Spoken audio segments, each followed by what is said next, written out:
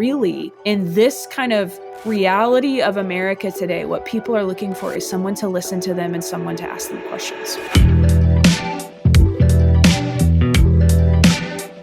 Hey listeners, welcome back to the Intentional Churches podcast. Aaron, I cannot wait for this conversation today. We've been talking about this pretty candidly with several church leaders, and the irony of today's world, the simple basic building block of how do I develop true, authentic friendships, a lot of the younger generation hasn't really been taught as much or doesn't understand how to do this. You agree or disagree with that? Like the lost art of developing friends. Do you agree or disagree with that? The younger generation may struggle with this a bit. Oh my goodness. Yes. To use probably an outdated phrase, the struggle is real in terms of developing, yes, friendship. I would say basic friendship or even connection. And then even more than that, like authentic, meaningful, deep, abiding friendship is definitely a lost art. I think we see that even in, just this whole idea of a loneliness epidemic that we're facing. And I think it's only going to get worse as this younger generation starts to grow up. So I'm with you. Well, let me start with, why do you think that is? Why do you think the younger generation is struggling with this? I mean, it's one of those things. I hate blaming everything on social media because I don't think social media is only bad. I think social media is really powerful and can be used in a lot of good ways. But I do think the cell phone, social media, most of our relationships, especially in the younger generation, happening through a screen.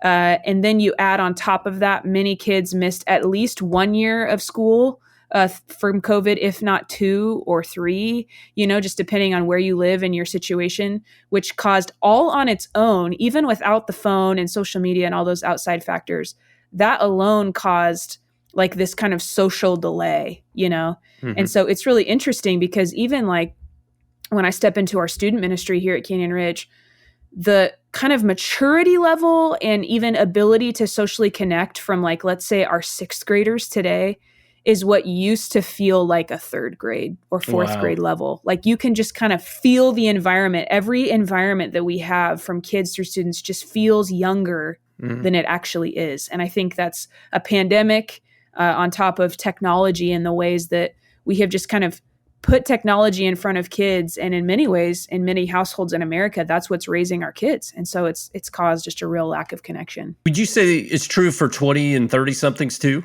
And if so, absolutely. Yeah. I mean, I think about so many people working from home. We no longer even have to just connect at the water cooler, so to speak, to use an old phrase.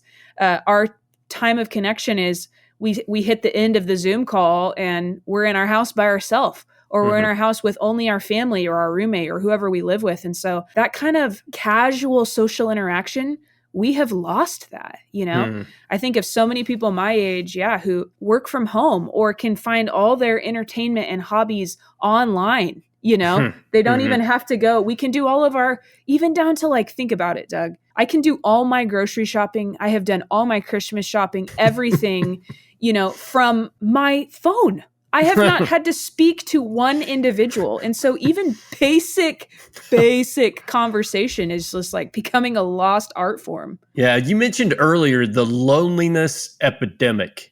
Yeah. And I didn't want to lose that because, I think our listeners would know what that is. But to you, what do you mean when you say, what are you seeing in people in the church around this loneliness epidemic? What does that mean? Yeah, absolutely.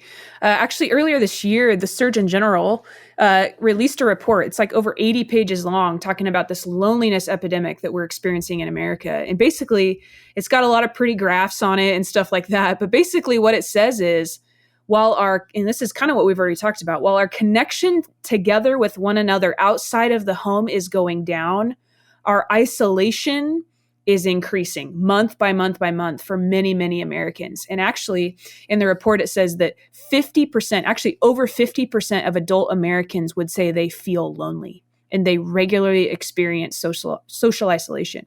And so I think as church leaders, if we're not asking the question, we need to be asking the question, what are we going to do to meet the need of loneliness? Because it's no longer just a small group of people that feel lonely, but the vast majority of people are really connected. Maybe that was true before the pandemic. I think it was becoming less true. But today, the reality is when you look out at your church, no matter how big it is, at least half of those people, if asked and had to be honest, would say, I feel deeply lonely and isolated. And so we have to be ready. How are we going to be connecting people to other people? Because just connection to an institution is not going to be enough to solve this epidemic is the only word that kind of captures it. Yeah, that's staggering to think about that. Half or more of the people attending your church are struggling with loneliness. Woo! Mm-hmm. So let's kind of get on the other side of it. So then for you as a church leader, share with our listeners, like how you're thinking about how we help this. Like, what are some approaches that would help us help our people in this, and maybe even ourselves? Yeah. I think one of the things, and this sounds crazy, but we at Canyon Ridge are trying to model what it means to start and like build healthy, authentic friendships. And it might feel like, do we really? Like, this is like baby steps. And honestly, this is where we have to start. Mm-hmm. I think people have lost the art. And so we use a framework at Canyon Ridge. We just call it deep listening and powerful questions. And we're trying to help every single person, certainly our staff, certainly our key volunteers, but then every single person that shows up here, we want them to experience a person that sits in front of them and listens deeply. That means not listening, in between scrolling on your phone, not like your feet pointed in another direction, heading on your way out the door somewhere else, but like listening meaningfully, because that's something that people cannot experience via technology. You don't get to experience, there is no listening that happens via technology. But then the other piece of that is showing up with a real deep curiosity. I am convinced that like a new breath and fresh air and fresh wind of curiosity from individuals in our churches across the board, modeling this kind of curiosity, modeling really great questions like this deep, like, tell me more about that. Asking the next level question, if that makes sense, to really understand someone. We're just trying to model that. And so we're trying to show up with more questions than answers. And honestly, I point back to Jesus. Think about how many times Jesus was with people and they asked him a question or they said something to him and he followed up with a question instead of an answer. And I think in church leadership, so often we feel this pressure to like be the answer and to kind of give people the silver bullet and help them, send them on their way to do the thing, when really in this kind of reality of America today, what people are looking for is someone to listen to them and someone to ask them questions. I love it. And I want to get down into some of that conversation.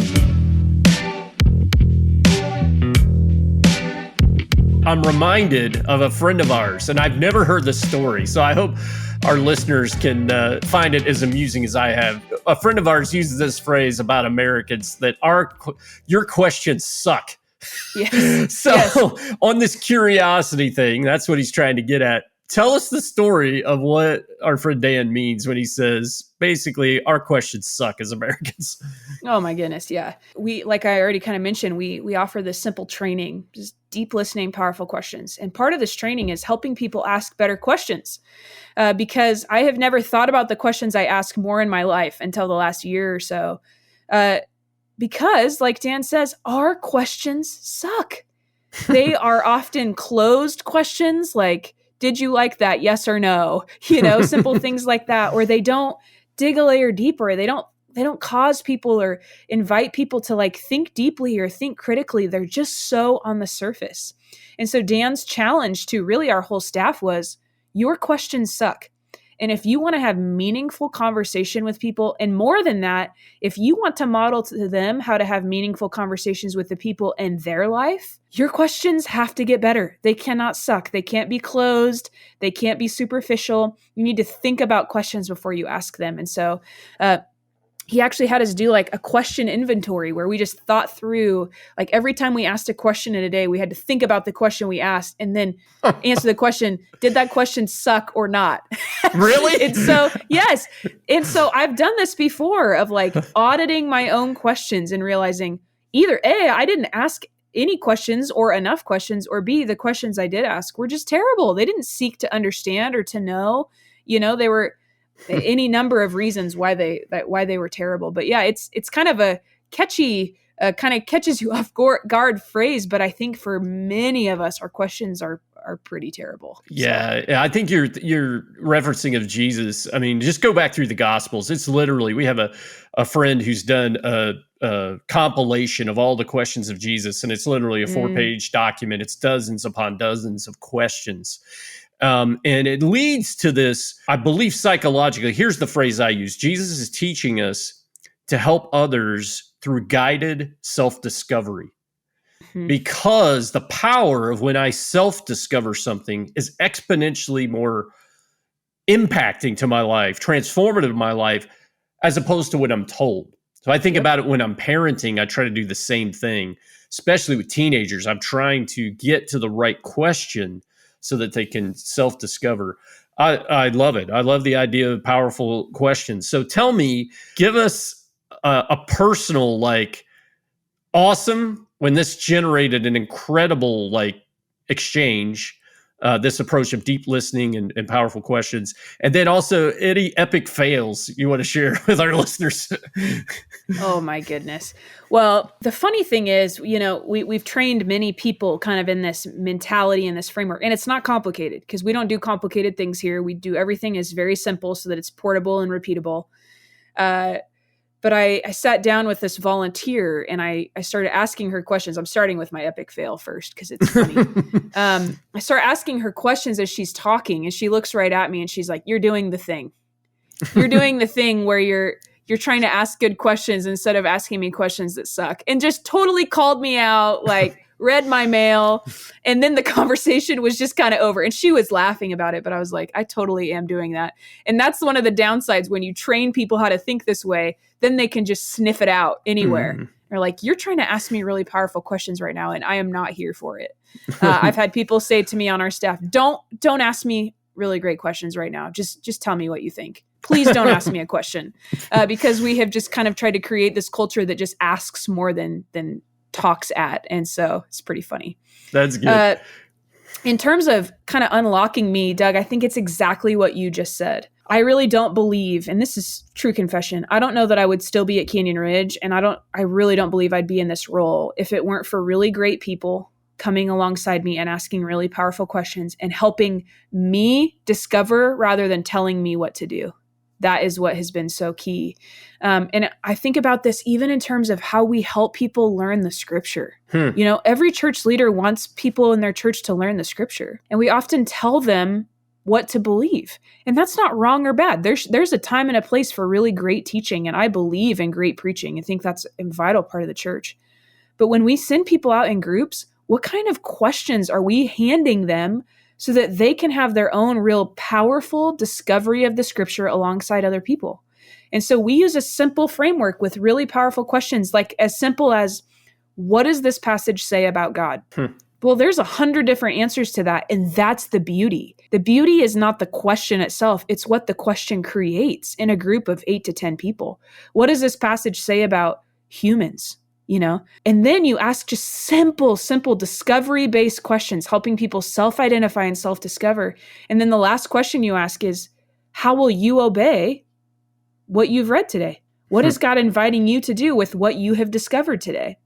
So again, people are way more likely to follow through because of this simple, powerful questions, a curiosity from the people around them, and this ability to self-identify. This is how I'm going to live in obedience to Jesus. Yeah. Oh, that's great. And our friend Dan that we just keep referring to has been helping our staff at Canyon Ridge. And so I wanted you to just give one time where Dan just annoyed the snot out of you with his powerful questions. Do you have any I would have to think Dan is a legend and has served so many years internationally and other places, sparking movements among lost people. And Dan has a rich vocabulary. And I'm more let's keep it pretty simple kind of gal, And so there are just times that Dan has asked questions and I'm like, I need a dictionary to uncover some of the basic words you are asking me in this question. That's when your questions are maybe suck in a different way when they're too complicated for anyone to understand, Yeah, that's good. Well, you've given a lot of good examples and even pragmatic tools, but I'm curious, if I'm a listener, I'm going to be thinking, how do I practice this myself probably? And then how have you what are some ways you found to successfully implement this in staff and other leaders? Yeah, it's good. I think personally, again, we've talked about this many times in many different ways. We have to apply these things first. Any of the things we're talking about here, they have to be applied personally in our own lives before we can ever apply them in a leadership setting, church leadership or otherwise. And so I would just ask you to just kind of think to yourself, how curious do you think you are in your own personal relationships? Mm-hmm. And then, well, that's a good question. I would ask the people around you, how curious do they experience you to be?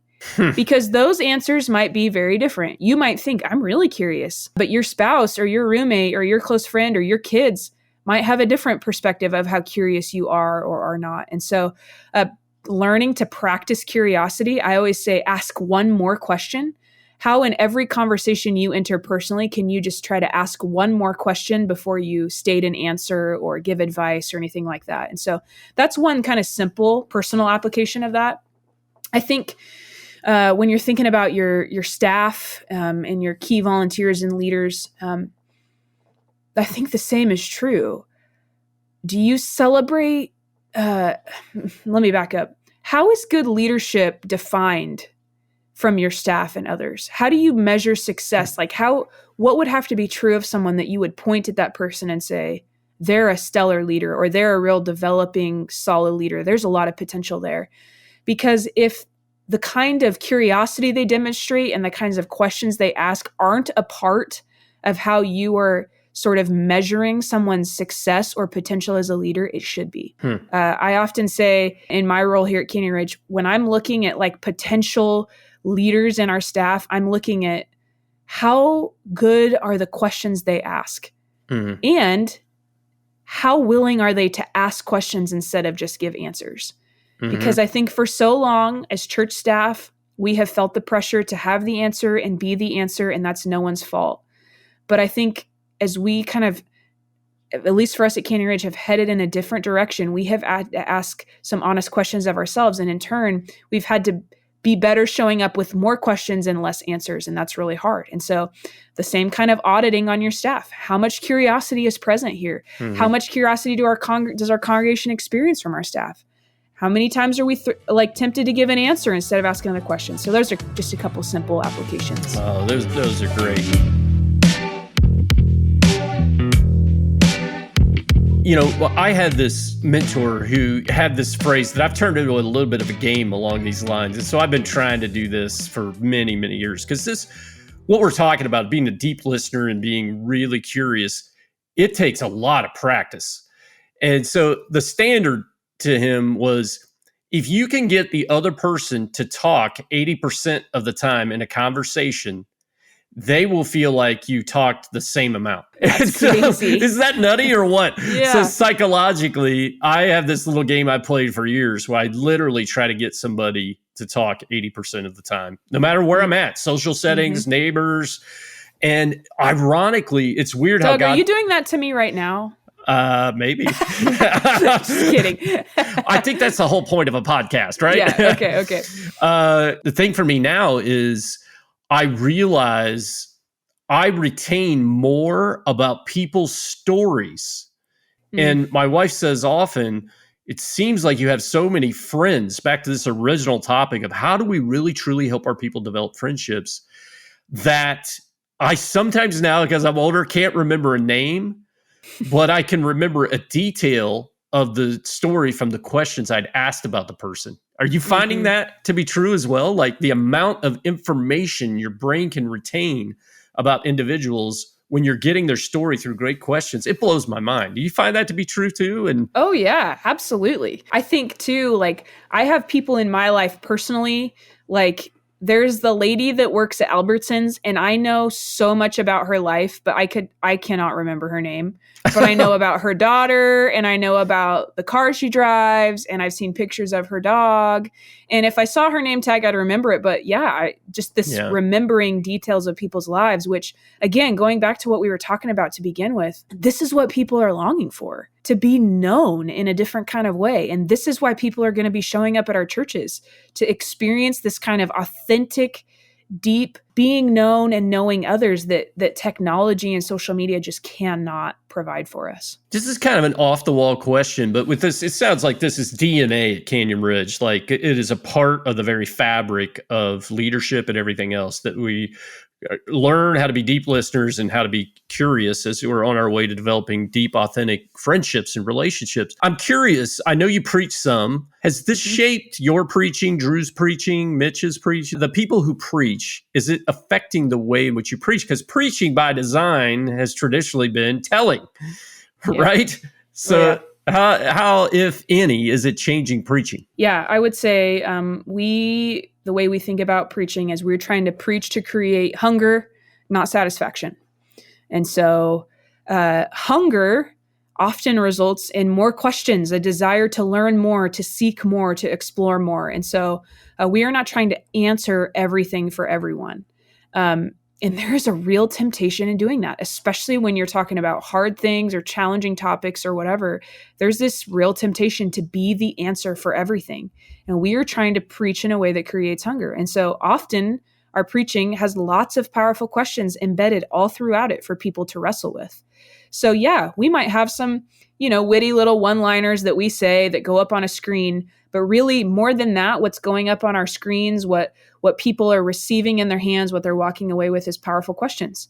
And we often say, wrestle with that. And who are you going to invite to wrestle through that question with you? Back to what we talked about earlier, this self-discovery, like forming our own conclusions about what God is speaking to us and what he is saying. And so definitely has impacted preaching a lot. That's good. Well, Aaron, our time's almost done, but I want to ask you, as a millennial leader, millennial church leader, there'll be a ton of our listeners who can identify with being that age group.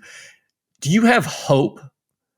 Do you have hope for our culture, that we can learn how to be and develop good friendships, that we can learn how to deeply listen and be curious? I mean, do you have hope? Oh, I have deep hope. Because so many people, particularly other millennials that I encounter, they desire this. And curiosity and this kind of powerful question asking, this is not going to show up in the media. It's not going to be the story we hear. It's not even going to show up on our social media. It's because what I'm experiencing is people are just rolling up their sleeves and getting busy doing this. And it's not what we're going to hear about, but it's slowly but surely, my hope is it's what real life people are going to encounter, people who deeply care for them and deeply want to know them and sit across from them and look them in the eyes. And so, Doug, on my best days, I have a ton of hope. And on my worst days, I still have hope. It's just not as vibrant. So the answer to your question is, yeah, I have a lot of hope. I'm really like encouraged. That's good to hear. I do too. And you know what? This whole podcast. How do we help our people develop friendships? Oh, let's help them be more like Jesus. Jesus was an incredible question asker and listener. And so I just love the charge you're giving us. So thanks for all that, Aaron. And we appreciate you listeners tuning in. Hopefully you listened well and you're even more curious after this episode. And we'll see you on the future podcast.